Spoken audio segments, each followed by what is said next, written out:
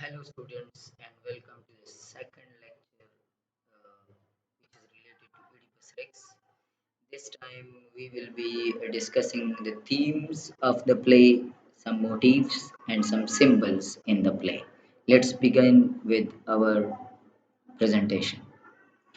What are themes? They are the fundamental or often universal truths explored throughout the text of anything, text of a play, poem, or a novel. They are universal uh, themes. Theme is defined as a main idea or an underlying meaning of a literary work that may be stated directly or indirectly. Usually, it is indirectly in literature. Okay, the themes in the Oedipus Rex. The first theme in the Oedipus Rex is the willingness to ignore the truth. Throughout the play, both Oedipus and Jocasta, the main characters, are led to clues that reveal the truth, but they choose to ignore these truths. The audience, hearing at the same information, realizes that Oedipus is guilty of Lois' murder, his father's murder, and that Lois and Jocasta are his parents. Rather than acknowledge the truth, they focus on small, insignificant details to convince themselves otherwise. For example, Oedipus and Jocasta focus on the servant account saying that Lais was murdered by a group of people when all other clues point to the fact that it was Oedipus. They both seem to believe that his account is irre- irrefutable but refused to entertain the idea that it could be wrong. Jocasta tells Oedipus the prophecy she and Lais received about their child. Oedipus tells Jocasta the possibility of his being adopted and the prophecy he learned after leaving Corinth. Both share similar stories but refuse to acknowledge the coincidence. Now, this is the first. Both of them, there are many events in the play that directly lead the main characters to the truth, but they are avoiding the truth, especially Jocasta. The second theme is fate and free will, which is the basic, which is the most important theme. Whether fate is responsible for uh, Oedipus' tragedy or his free will.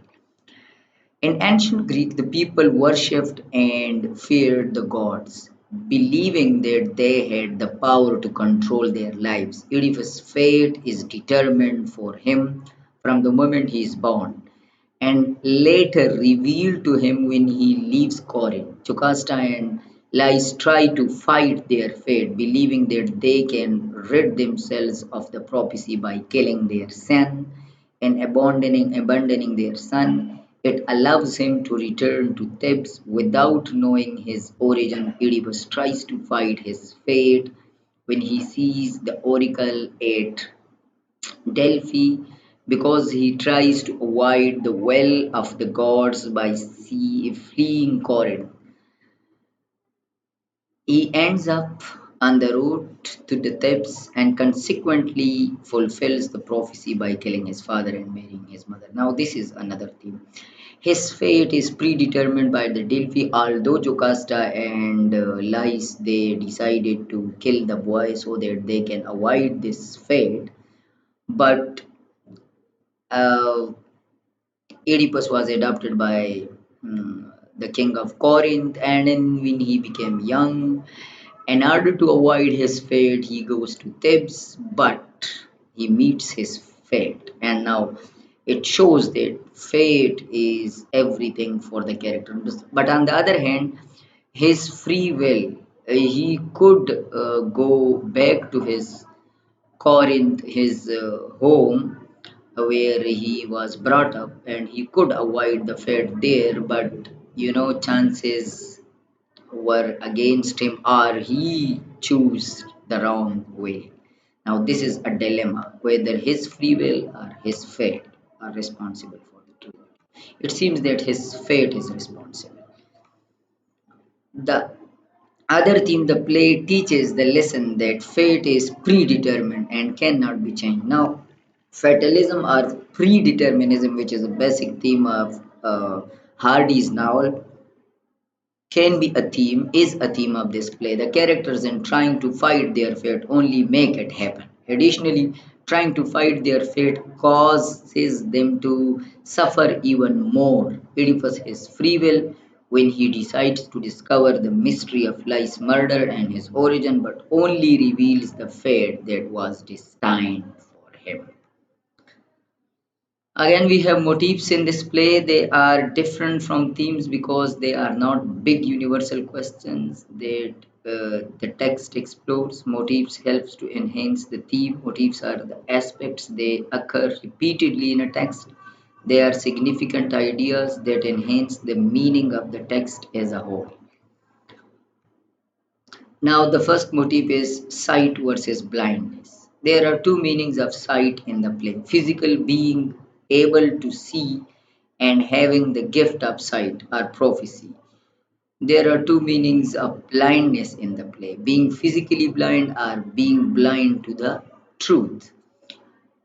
Oedipus starts the play is physically being able to see, but is blind to the fact that he married his mother and murdered his father.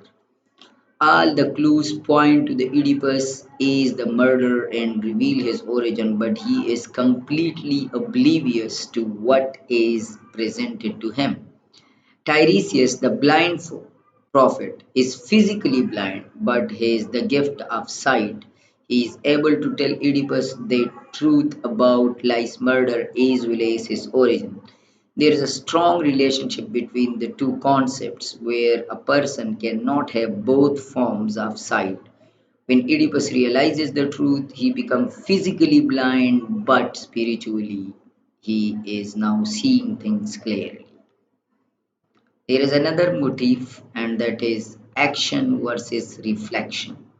As a king, Oedipus is a man of action. He declares that he will be the one to solve the mystery of Lai's murder and takes many steps to make that happen. If Oedipus stopped to take a moment to reflect on his action, perhaps his situation would not have ended so badly.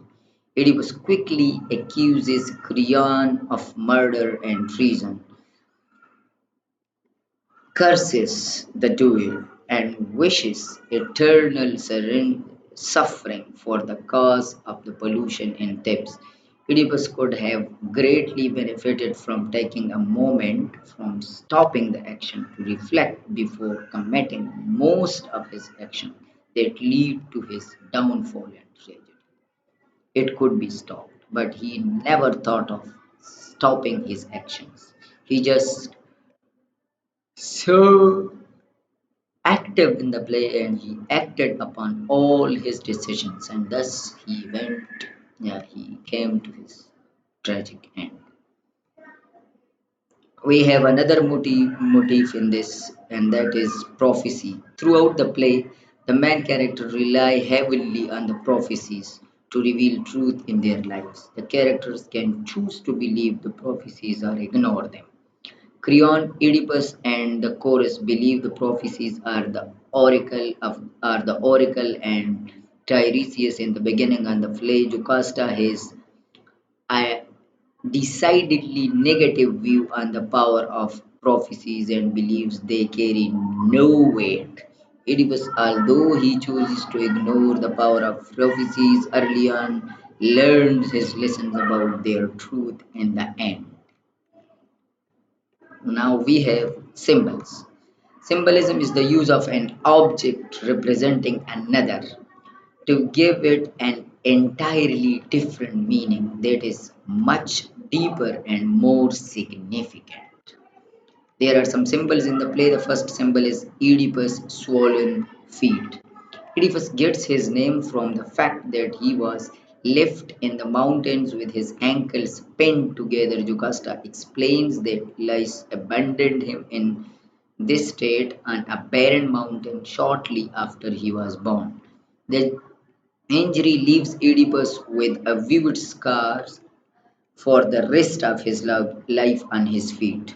Oedipus' injury symbolizes the way in which fate has marked him and set him apart.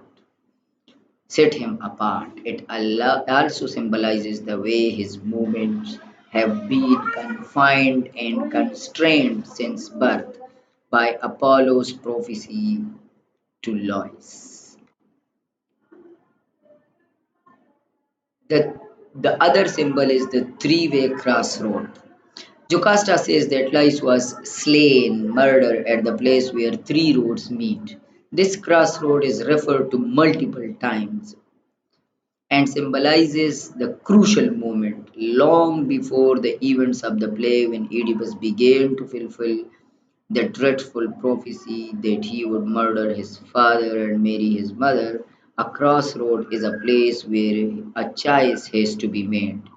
So, crossroads usually symbolize moment where decisions will have important consequences and results, but where different choices are still possible. In the play, the crossroad is part of the distant past, dimly remembered, and Oedipus was not aware of the time that he was making a fateful decision of leaving Corinth and going to Thebes. In this play, the crossroad symbolizes fate and the awesome power of prophecy rather than freedom and choice. We are finished with the lecture. If you have any query, any question, anything, you can ask in the comment section.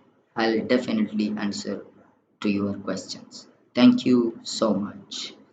Thank you for listening to the lecture.